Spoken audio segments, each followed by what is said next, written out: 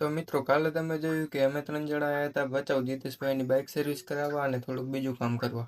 તો સ્વાગત છે મિત્રો ભચાઉ મિની બ્લોગ પાર્ટ 2 માં. તમે જોયું કે અમે હતા મોહિત ઓટોમાં. પછી ત્યાંથી અમે નીકળી જઈએ છીએ અમારું બીજું કામ પૂરું કરવા માટે. બહાર આવતા જ વરસાદી માહોલ જોવા મળે છે અને થોડીક વારમાં ઝીણું વરસાદ ચાલુ થઈ જાય છે. અમે ચાલીને જતા હતા કારણ કે બાઇકની સર્વિસ હજુ થઈ નથી. પહેલા અમે અમારો પેટનો ખાડો પૂરવા માટે આવી જાય છીએ મસ્તાના દાબેલીમાં. ત્યાંથી મસ્ત નાસ્તો કરી લીધો અને કોને મસ્તાના દાબેલીમાં નાસ્તો કર્યો એ કમેન્ટ કરી નાખો. પછી સીધા આવી જાય છે વાળ કપાવવા આપણી મિત્રની દુકાને. ત્યાં આવીને જોયું કે નિકેશભાઈ તો અમારાથી પહેલા આવી ગયો. પછી પહેલા આવી જાય છે કિશનભાઈનો વારો. થોડીક વાર એ તો સજેશન આપે છે કે કેવા વાળ કાપવા છે. લેકિન એક સેકન્ડ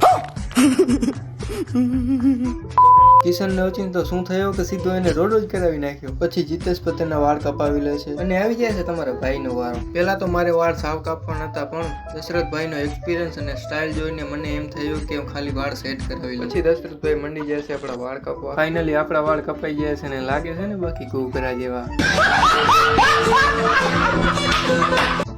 જો તમારે પણ વાળ કપાવા હોય અને ભચાઉ કે તેની નજીકના ગામડે રહેતા હોય તો આ શોપ વિઝિટ કરો. એડ્રેસની વાત કરી તો ભચાઉ શિવાજી ગેટ લદ્દા બાપાની જસ્ટ સામે ટીરેક્સ મેન સલૂન. જો તમારે પણ વાળ કપાવા હોય તો આજે જ વિઝિટ કરો. અને જો મિની બ્લોગમાં મજા આવી હોય તો લાઈક કરો અને આવા મિની બ્લોગ જોવા માટે ફોલો કરો. Thank you for watching.